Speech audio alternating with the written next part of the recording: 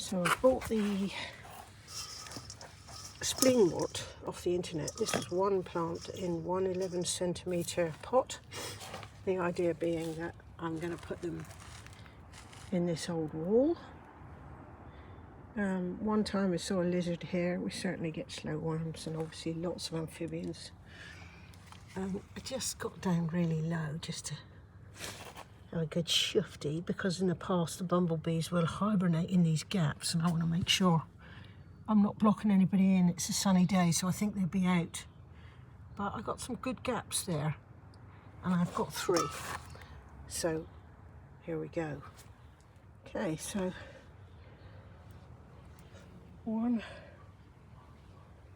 2, 3. Now we shall see how successful this is. I've put them lower down. That's the north over there, south facing this way, and there's a big sage there to protect that. So that one will get the most protection. And this is an old wall with presumably lime mortar in it.